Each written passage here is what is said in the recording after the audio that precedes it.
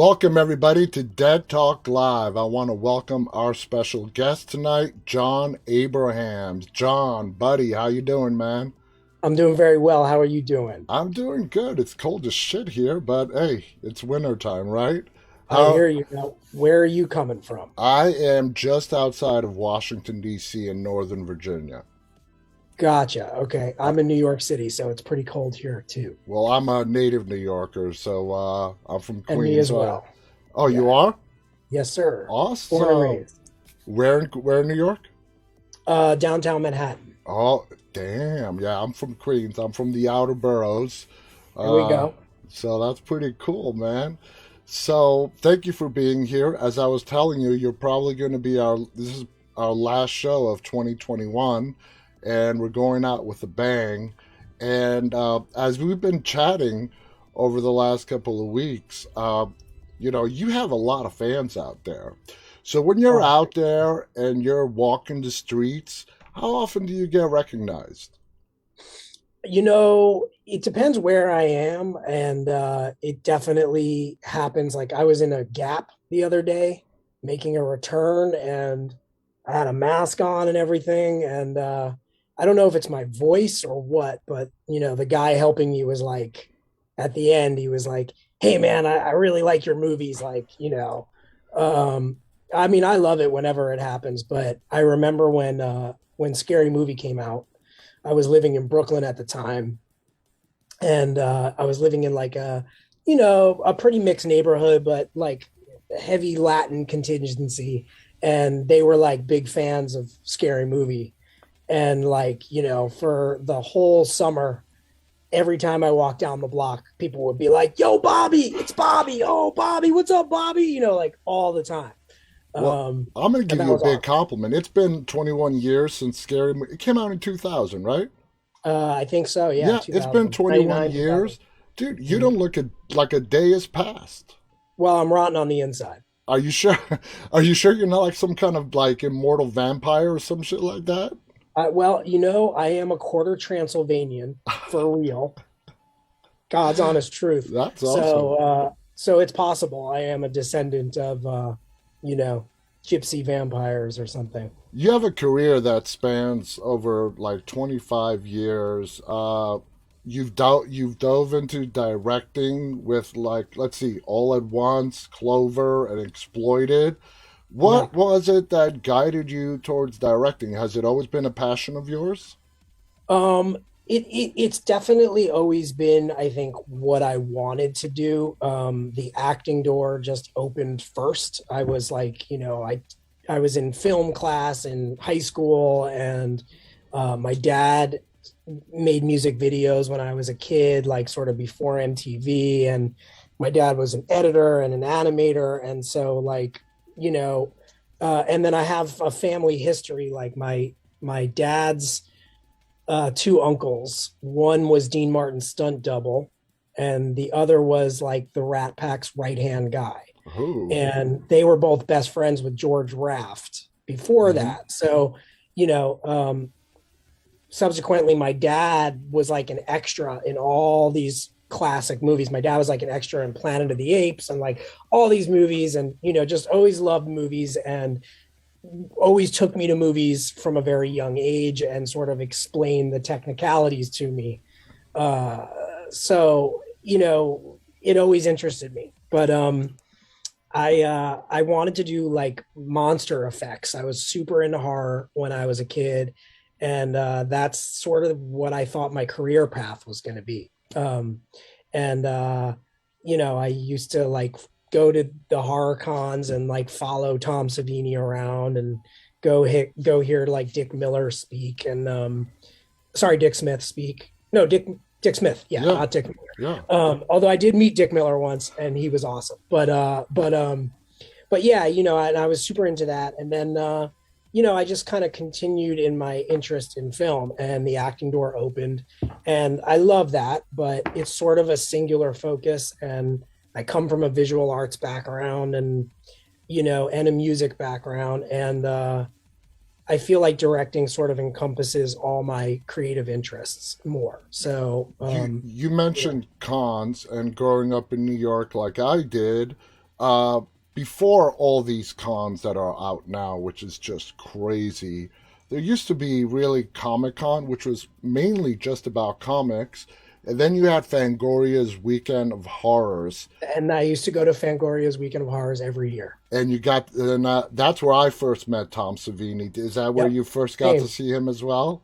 Same. And like, I'm going to go back to like 89, probably Wow. 88. Yeah.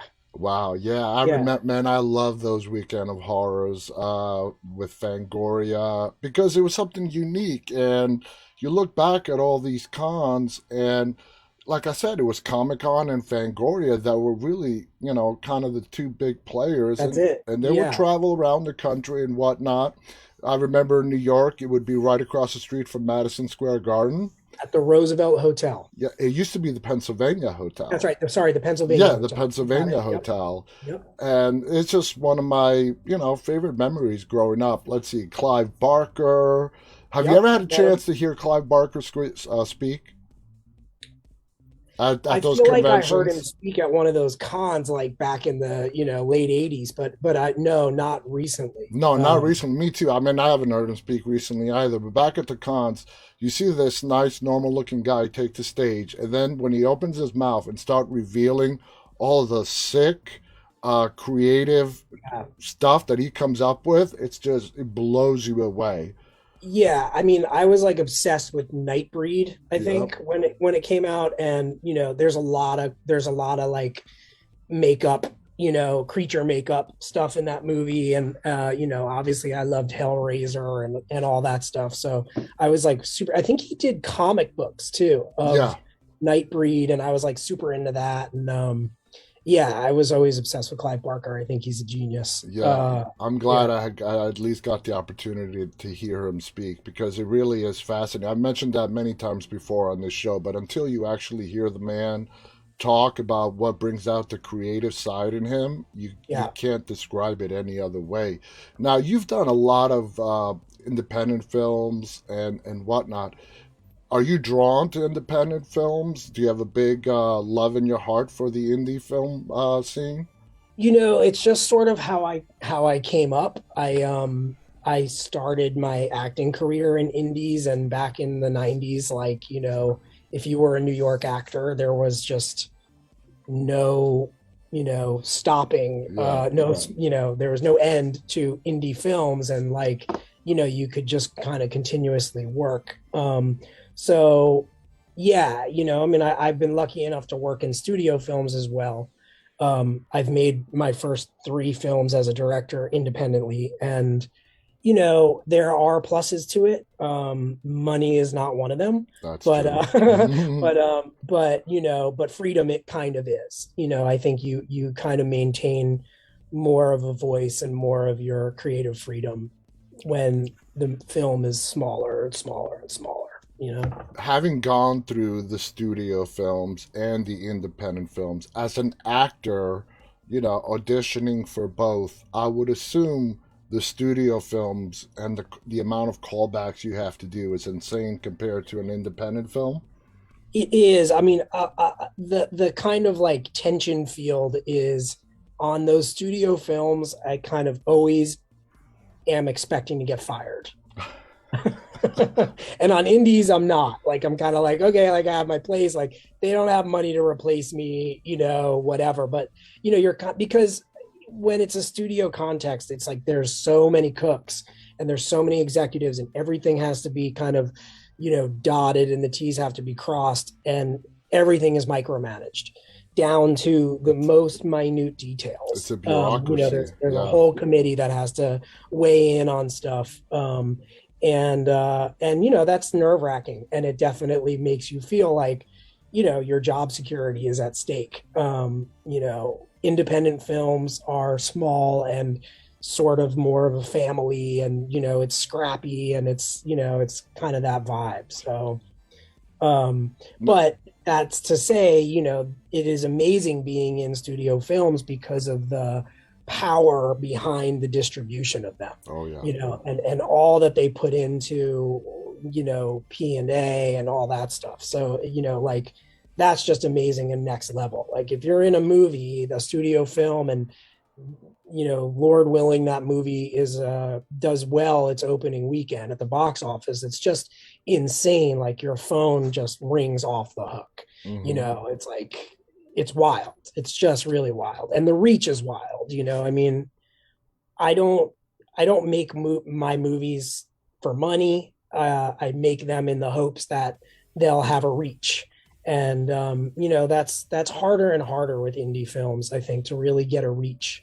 out there, Is and it studios. because of so much content out there now, or is it? I do, yeah. I think it is. I think it's sort of twofold. I think the age of digital cinema and all that stuff is kind of wonderful because it sort of levels the playing field in the sense that anybody can kind of make a great film, and if they have the following, they can get, they could post the film on YouTube and they could get 10 million views, and if you equated that to money, right, like that would be more money than a box office star was making for a film its Yeah. opening weekend. So there's that, but at the same time, yes, there's just so much of it, and there's so much to sift through, and it's hard for anybody. I think I heard Quentin Tarantino talking about this the other day on like a podcast. Like, there's just so much content that it's impossible to sift through it.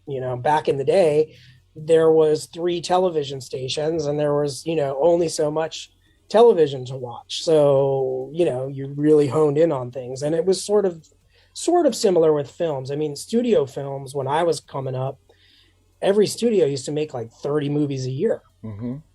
and Yeah. now they make five. Yeah. So it's like, less and less work for actors in that realm, and all that kind of stuff. So it's twofold. I'm hoping that somehow it sort of like meets in the middle at some point. And also don't forget, I mean, we have to also remember the amount of streaming services out there, and you see that kind of starting to take shape with these mergers and acquisitions. Hmm. For Hmm. example, Discovery is merging with Warner Media. Right. Everybody's Right. buying because there's just too many subscription services out there, and people are not gonna, even if it's for a free trial, pay $5 here a month, $9 here, 15. Netflix is $15 a month. Yeah. It just adds Yeah. up. It's too much. So you're starting to see all these mergers, big studios getting together. Are you opposed to that? Are you a fan of that? Do you like more competition? What are your thoughts? This is a good question. It's You difficult. know, it's difficult. Yeah, I'm not opposed to it. My hope would just be that like they would make more content if they merged, and maybe on a scale, right? Like it used to be that studios made like five blockbusters, 10 romantic comedies, 10 whatever smaller films. There was like everything from a $10 million budget to a $80 million Hmm. budget. And, it's just not the case anymore. So my hope would be that, like, if that happens, that they sort of start making, not just acquiring, but making, a Exactly. smaller scale of films. Yeah. Yeah, and also start investing in distributing independent films. You got to also wonder with these mergers and acquisitions. Are you mentioned earlier that we're sort of on a level playing field? If they're trying to make it not a level playing field, and that is going to take away from some really great independent films that Mhm. have come out or have yet to come out, yet to be made. So do you see a like a conundrum there with these studios getting together that might hurt the independent film industry? Um, I don't know that it could hurt it more than it already is hurt in a way. And, I don't know how to describe that except to say, when I was making indie movies in the 90s, right, the average indie budget was like $3 million, Whoa. Okay. Now, average indie budget, I'm gonna say, is about $250,000. Yeah, absolutely. Um, so and what ends up happening is you have people trying to make studio films, box office blockbuster kind of films on, a 1% of the budget Yeah. or 10% of the budget. And that's just, I think, kind of messes things up. And they do that because that's all that these distribution companies can sell. Hmm. And so it sort of starts to take away from the independent film having a specific voice, or taking chances, or not making your typical kind of formulaic stories. Yeah. And so that's something that I think is missing. It becomes harder and harder to find. So I don't know. I always like the Dimension kind of films, Uh-huh. versus Miramax plan of, like, Dimension made all the genre movies, which made all the money, and those financed Miramax's art films. Yeah. And I don't see the studios doing that, right? Like, I don't really see that. It's like you have everything's individualized now. Like Shudder makes, does the horror sort of release stuff, or there's horror distribution companies, and it's tricky. I mean, there is like stuff like Lionsgate, and there are like subsidiaries of studios that do genre, Well, but yeah, it's that's interesting that you mentioned that, because if you pick any like Shutter, for example, if you follow the chain of ownership on a lot of these companies, it always ends up almost landing to a big studio, you know? sure, Yeah. right. Yeah. Right. And It can, it can. And, it's kind of interesting. I don't see currently, and I could be wrong. I don't really look at like the numbers. I'm not a business film guy so much, but, I don't see a lot of the studio genre horror films, in mass. I don't see them making a lot of money. okay. Yeah. Like Get Out does, and whatever, but like I feel like there's a lot of other ones that they make that don't seem to, go It's anywhere, or go as far as some of the indie horror films that are being made out there. hmm Like, like what those guys who made Terrifier were able to do. I mean, there's just like those things are amazing. Like the following is crazy, and the business is crazy. So it's amazing. It really is amazing. And there's so much horror coming out now because it's yeah, cheap to make. It right. really is cheap to make. You can get it on there. And I've had a lot of people who are sitting where you are now tell me that the best form of marketing is word of mouth. Yeah, I think so. I mean, I think so. And I think, like, I'm a big John Cassavetes fan, and, I've read about how they used to make the films, and like him and Peter Falk would drive cross country and book the films in theaters Hmm. themselves. And I think, like, if you're willing to do that legwork, that pays off. Like if you do a college tour, or if it's a horror thing, you go to cons and you premiere your festival. I mean, you premiere your film at the con, Yeah, at the convention. Like, yeah, I think in a sense you kind of have to do that, and you build up this fan base and this following, and you know, it's amazing what you can do without a studio in that exactly. sense. Exactly. And Whereas, yeah, so that's what I like about where we are today. And the industry as a whole is in a state of transition. We don't know where it's going to end up. We see them trying new stuff like these early releases, same day as theater, $19 rentals that you uh can rent. So they're trying sure, different stuff, and we don't know where it's going to end up, what's going to end up sticking or not sticking. So let's talk about some of your movies. sure. Scary Movie, of course, you're very well known for Scary Movie. Now, being a horror fan, I'm assuming you knew all about Scream before you did Scary Movie, correct? Yeah, so it had just come out, maybe the year before, a couple years before, and I Know What You Did Last Summer had come out, and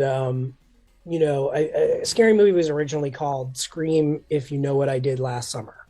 No, Scream If You Know What I Did Last Halloween. Um, That's a pretty good title. it was coming off of the Wayans doing "Don't Drink Your Juice in the Hood" while being a menace to society. Um, and So we were very aware when we made the film, and like the Wayans are great because they are sort of much more collaborative with actors Hmm. and writers than some things are by the time you get to production. So they kind of like gave us all Scream and I Know What You Did Last Summer and copies of all that stuff, and had us watch it, and oh, this would be funny to spoof and this would be funny to spoof, and they let us name our characters, and so like I named my character Bobby Prinz Jr. you know because Freddie it was Prinze like Jr. I'm supposed to be a combination of Skeet Ulrich Uh-huh. and as Billy in Scream, I think, and Yep. you know, yeah. Uh, so Freddie yeah, to Prinze answer that, Jr. That yeah, just we were makes it totally funny. aware of those, and you know, those movies are great, and they're almost parodies themselves.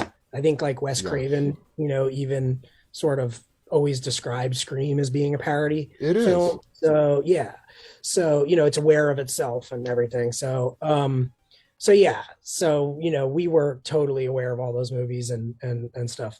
You're absolutely correct. And I was going to mention that as well. I mean, Scream in itself, because of the mentions in the movie of horror movies and what killers do and how it all plays out and endings that are going to have a sequel and not a sequel, like you said, it is sort of a parody in itself. And then the Wayans come along and do Scary Movie, which was very successful. So, how did you get the role of Bobby? How many auditions did you have to go through? How did it all come to you? Well, so I was a huge Wayans Brothers fan.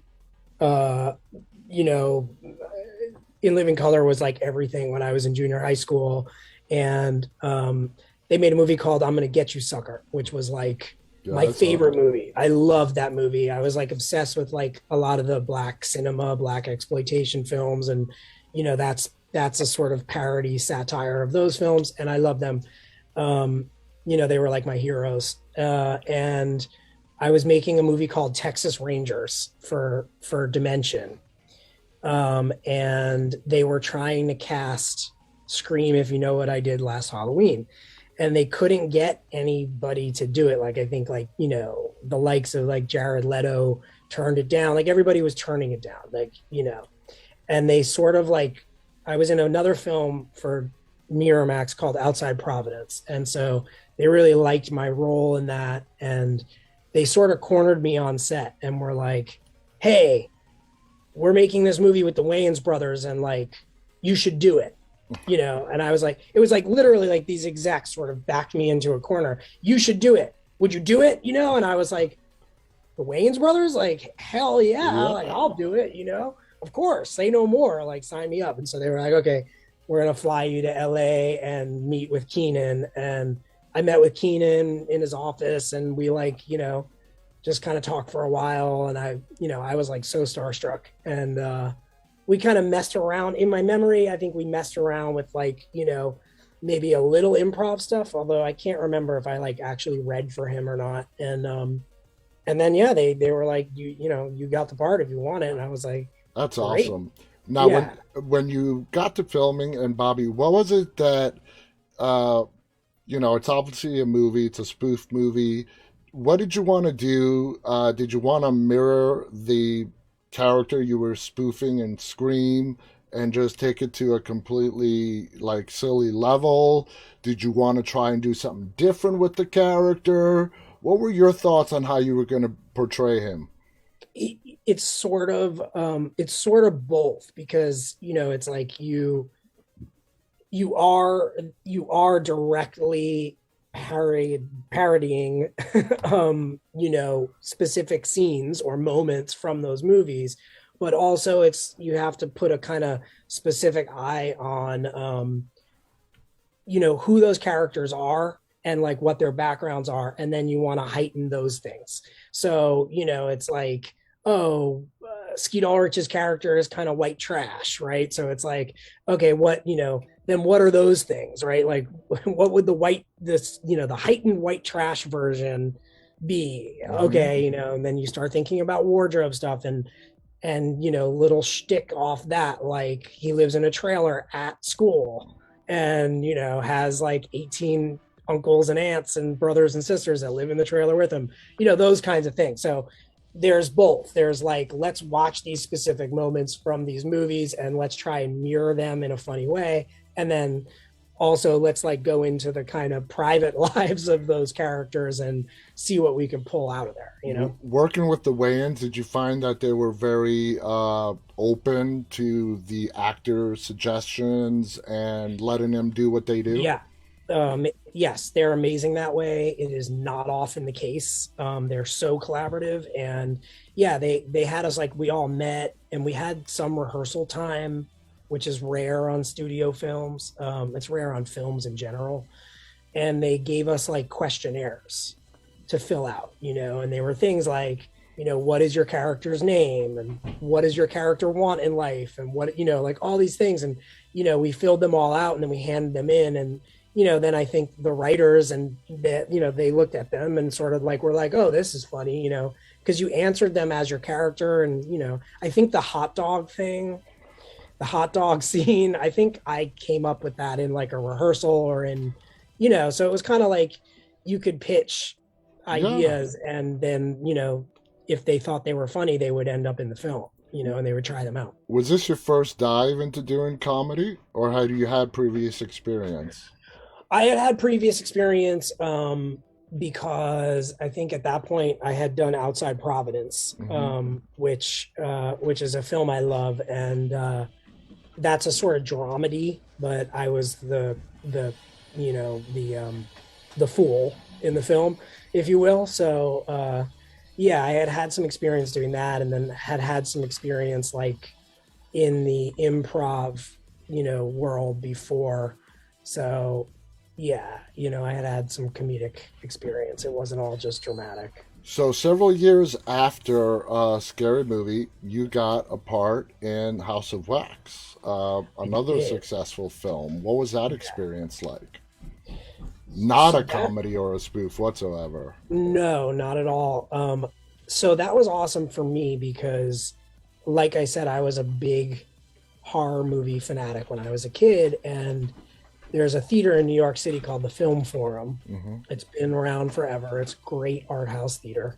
And when I was a kid, in the summers, they would do a whole like 50s B movie and 50s A movie horror movie festival. Hmm. And they would show like all the William Castle films with all the gimmicks, like 13 ghosts, and like they would have the ghosts fly across the audience during the movie, and the tingler, and they would have the seat vibrate when the tingler came on screen, all those things that like William Castle did as gimmicks to get people to see the films, which I love. And so House of Wax, right, is one of them, right? It was in 3D, the original, and I Hmm. had seen it a couple times. And so when that came around, I was just super excited by that. And yeah, that was just awesome because being on a big budget horror film is amazing. It's amazing because like, props and production design and all that stuff, like they spare no expense. So, you're in these, like, I think we had three fully dressed sound stages in Australia for House of Wow. Wax. And all the sets were built and dressed and ready to go at all times, as well as they built that entire town, that like little Louisiana town. Yeah. They built that entire town in the middle of the jungle in Australia. Damn. Like, and you could walk around in that town and you could go into the church, and there's like, there's all these wax people in the church, and, it was wild. So being in a, and coming from my background and my interest as a kid in that side of horror movies and stuff, it just was amazing. I mean, it is a remake. The original had Vincent Price. Yep. Do you have any trepidation in doing reboots or remakes of films and thinking that they're going to fall flat? Audiences who are faithful to the original are not going to like it. What are your thoughts on Sure. doing I mean, I reboots? am one of those people. I never liked the remakes of Texas Chainsaw. I never liked the remakes of, and I hope I don't offend anybody, but I just didn't like them. I No, thought it's they your were, opinion. Yeah, yeah, when like there was that era in the early aughts of remaking all the major horror franchises that ever were, you know, um, I just wasn't, I just didn't think they were doing a good job. I thought that making William Castle films from the 50s on this sort of grand scale and updating them, those I thought kind of worked for the most part, yeah, just because, like, technically speaking, if you watch any of those, like Ghost Ship or, House on Haunted Hill, I think they remade, and House of Wax, and yeah. there's a few others that Joel Silver did with his company. Um, Dark Castle, which were like, I thought they were pretty great. I thought they were good updates. I thought they kind of like took a lot of that stuff and made something new of it well. Whereas the like music video versions of Texas Chainsaw and Friday the 13th, maybe there was one like that they read Yeah. Nightmare on Elm Street, Hmm. like they're just not, they don't work for me. And I think maybe part of that is that the originals are made on a shoestring budget, and they're they're raw. They're Hmm. more raw, and that's what makes them scary to me. And those slasher films, like, Nightmare, Friday, of course, Halloween. Michael is back in the thick of things. Halloween Kills just came out. Yeah. There's another one coming out next year. Do you think time plays an issue as well? Like with House of Wax, it was a significant amount of time between the original and the remake. Do you think Sure. if enough time passes, uh, it's good to reboot a franchise? It is. I mean, it is, but then again, I think it's happening a lot now, which is that, like, there's really not a lot of new projects. Everything is sort of an updated version of something that was. Mm-hmm. And that's a little tiresome to me. I don't see a lot of new voices or new takes on stories. It's all sort of the reboot of this franchise, the reboot of that franchise, again and again, and the time in between that one and the new It's one is shrinking. getting shrinking. Yeah, I mean, I forget, there's something they're like remaking now, which just came out 10 years ago or something. It's like, As a filmmaker yourself, what is it that you want to do moving forward? You said you're obviously a horror fan. Do you yeah. feel like, obviously, let's put the reboots, remakes aside, do you have some pretty good ideas as a director? Do you know a lot of writers? Do you do some writing of your own? And are you've got some really great ideas that you want to actually put on the screen? Yeah, I mean, I definitely do. I think you're always kind of kicking ideas around your head. My first two films, All at Once and Clover, were written by one of my best friends, Mike Testone. And, we have other projects that we've, been kicking around for a long time. And I'm developing a movie right now, but I'm not really a writer yet. I can break story really well, but the heavy lifting, it's not something I ever really like leaned into. So I have a bit of like fear around jumping in as a writer. And I think it really is just that. It's just like some silly fear, or trepidations. And once I jump into it, I think I'll love it and be off and running. But I love breaking story, and I love conceptualizing story. And yeah, I think my interests are very varied. I really Which want is to direct good. out. Yeah, it can be. I think it also can be tricky for